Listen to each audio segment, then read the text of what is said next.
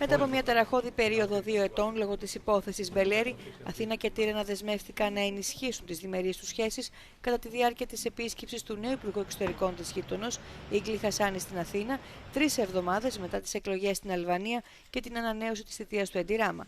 Κατά τις κοινές δηλώσεις του Υπουργείου Εξωτερικών, ο Γιώργος Γραπετρίτης είπε ότι οι σκιές που τάραξαν τις σχέσεις των δύο χωρών θα πρέπει να εκλείψουν.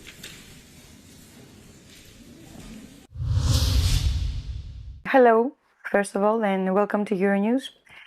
During the last years, you have been making changes, reforms in your country in order to meet the European standards and enter the European Union.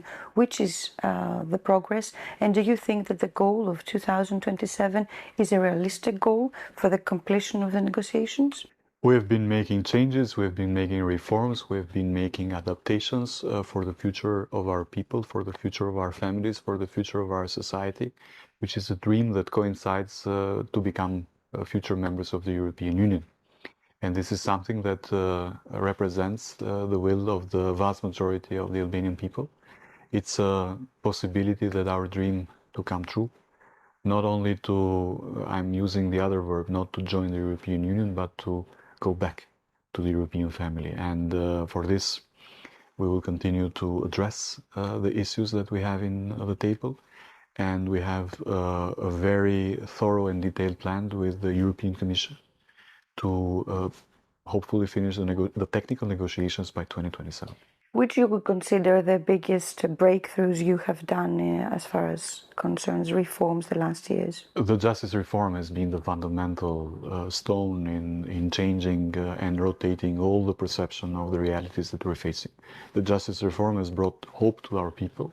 The justice reform has created the necessary environment also for investments to continue and be present in a country that has not had any major reform like this one since independence. Our Prime Minister always uses this example of a major possibility of changing the mentality of the people by having a new, professional, uncorrupt class of judges and prosecutors in the country. So you mentioned corruption. Corruption was one of EU's main concerns. As far as Albania is concerned, you have made some steps with the judicial reform. Are you planning steps ahead to address the issue? With the justice reform, we are the only candidate country that has created such a mechanism of this new class of judges and prosecutors. Hopefully, it should be a good example for others. We aim to continue these reforms. The anti-corruption initiative should be at the core of our work, and I'm really looking forward to the new parliament that came out of the elections 2 weeks ago in Albania to continue with these reforms. Which are the obstacles in your European path? I don't see any obstacles. I see only possibilities that should be changed and progressed into new realities. We are having a very good understanding, not only with the EU Commission, but with all member states about our future, and we are thriving to be by 2030 as full members of the European Union. 2027 is the year of the technical negotiations. The period between 28 and 2030 is the period of the political negotiations with the member states, and that is what we are preparing. One of the difficult things governments need to do before entering the European Union are, of course, the reforms that you're doing right now. But doing the reforms, the most difficult part, first of all, apart from designing them, is to convince people that they're necessary. Have you convinced people that these reforms are necessary? And do you have a political consensus in your country for this? 93 to 95% of the Albanians believe in the path of our country towards the European Union as a positive path. I say 93 to 95 depending on the polls agency. In Albania, there are no elected individuals in the parliament or in the local governance that do not think like this. We have full consensus. The only pressure that we have from the opposition is to do more and to do it faster, which is something that we are doing. We are one of those unique experiences where there is a broad consensus of the whole political spectrum and the absolute majority of the people on rejoining the EU.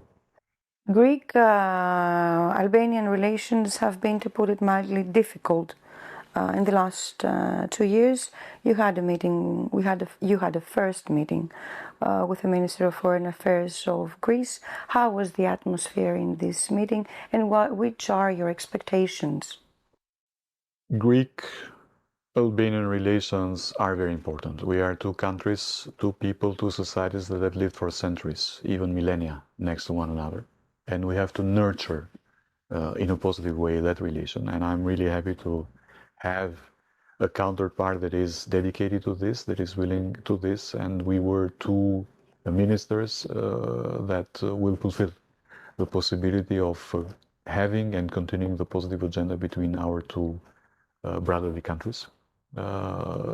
We have gone through many difficulties in our past, not difficulties between one another, but together. And all the challenges of the past now should become opportunities that will bring the perspectives of our engagement in the same direction, being for Albania, with Greece being members of the same family. How important is Albania's accession for Albania and for the European Union, and how important is the accession of the countries in the Western Balkans? Some of these countries have very close ties with Albania. It's the realization of a dream of generations of people.